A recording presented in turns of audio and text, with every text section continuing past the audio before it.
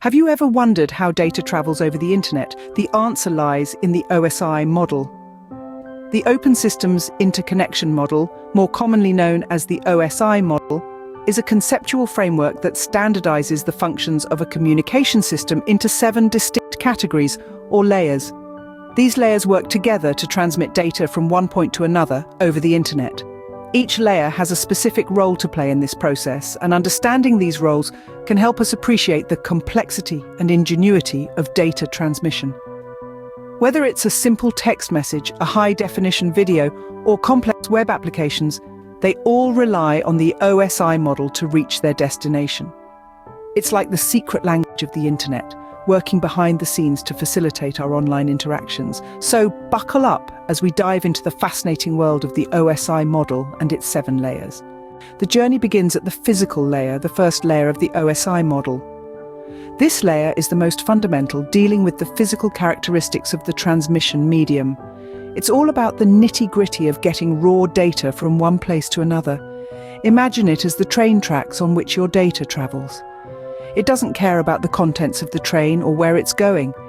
Its job is simply to make sure the tracks are laid out correctly and the train can move smoothly.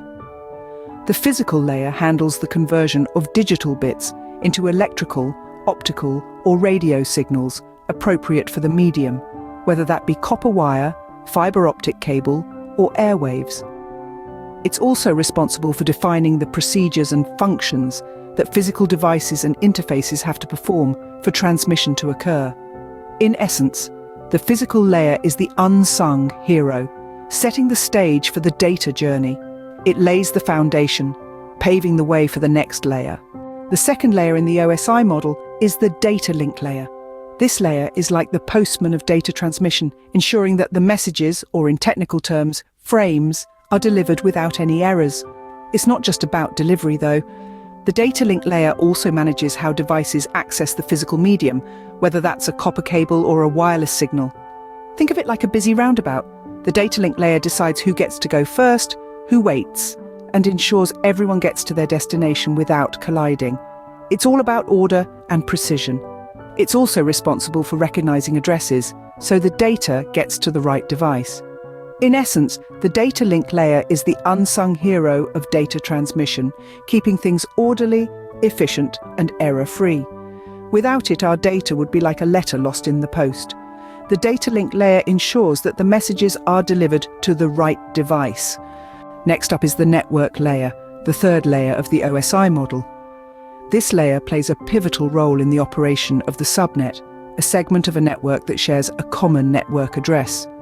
The network layer is like the postmaster of the OSI model, deciding how to route packets of data to their destination. Imagine you're sending a letter. You don't need to know the exact path it will take, you just know it'll get there. The network layer does this for your data.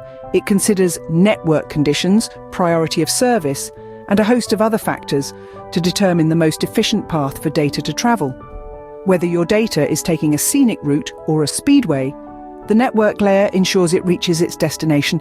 It's like a high-tech GPS for your data, constantly recalculating the best route based on current conditions.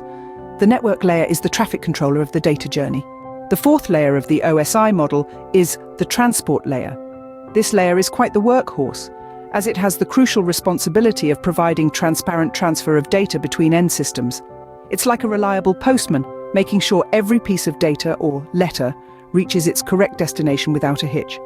The transport layer has a significant role in ensuring complete data transfer. To do this, it uses a process called segmentation, breaking down large data chunks into smaller, manageable segments for efficient transport. But that's not all. It also takes care of reassembly, putting together these segments back in the correct order at the receiving end. Another key function is error control. It checks for data corruption that might have occurred during transmission and requests retransmission if necessary. In essence, the transport layer is like the quality control supervisor of data transfer. The transport layer ensures data is sent and received in the correct sequence. We've arrived at the session layer, the fifth layer of the OSI model. This layer is like the conductor of an orchestra, managing and controlling the synchronization of data between network devices. It establishes, manages, and terminates connections between applications at each end of the communication. To understand the session layer, picture a two-way highway. Cars representing data travel back and forth. Now imagine if there were no traffic signals or rules. Chaos, right? That's where the session layer steps in. It sets up the rules for communication, directs the flow of traffic, and ensures that data packets reach their destination in the correct sequence. Furthermore, it organizes data into streams and keeps track of which packets belong to which conversation. If the communication is interrupted, the session layer knows where to pick up again and continue the conversation. It's like a reliable postman who knows exactly where to deliver messages. The session layer keeps the communication flowing. Moving on, we have the presentation layer, the sixth layer of the OSI model. Often unsung, yet absolutely vital, the presentation layer acts as a translator, ensuring that the data is in a format that the application layer can understand. Think of it like this. Suppose you're an English speaker and you're handed a letter written in French. You'd need a translator to convert that French letter into English for you to understand it. That's exactly what the presentation layer does. It translates the data into a language that the application layer can comprehend. But that's not all it does. The presentation layer is also responsible for encryption and compression of data. Encryption is like a secret code that keeps your data safe during transmission, and compression reduces the size of the data, making it quicker to transmit.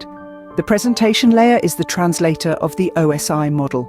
Finally, we've reached the application layer, the seventh and final layer of the OSI model. The application layer is where the rubber meets the road in network communication. It's the layer that you, as a user, interact with directly when you open a web browser, send an email, or stream a video. The role of the application layer is to provide network services to the applications that we use every day. It's the layer that's responsible for identifying and establishing communication with the intended network partner. It also determines resource availability and synchronizes communication. You see, the application layer isn't just about applications, as you might think from its name. It's also about protocols, rules or standards that allow computers to communicate. These protocols are crucial for ensuring that data is sent and received correctly. Some of the most common protocols you might have heard of, like HTTP, FTP, and SMTP, operate at the application layer. Let's imagine you're sending an email. The application layer protocols ensure that the email is correctly formatted and that the receiving email server is ready and able to accept the email. Meanwhile, if you're receiving an email, the application layer protocols ensure that your email application can correctly interpret and display the email. One of the key roles of the application layer is to ensure that the sender and receiver are operational at the time of communication. It's like the conductor of an orchestra, making sure that every instrument is ready to play its part at the right time. If the receiver isn't ready or able to accept the data, the application layer will hold on to it until it is. In essence, the application layer is the layer that allows us to interact with the network. It's what makes the internet more than just a bunch of connected computers, and transforms it into a tool that we can use to communicate, collaborate, and create. The application layer, the final stop, where data is delivered to the user. So, there you have it, the 7 layers of the OSI model. Each layer, from the physical to the application, plays a critical role in how data is transmitted over a network.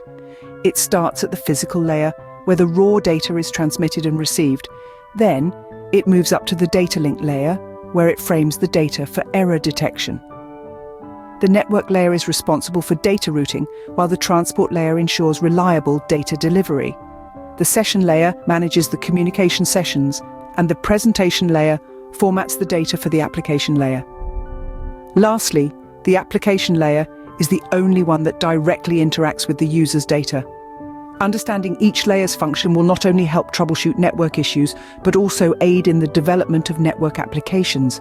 Remember, every piece of data you send or receive online takes this journey through the 7 layers of the OSI model. Now, isn't that something to ponder on?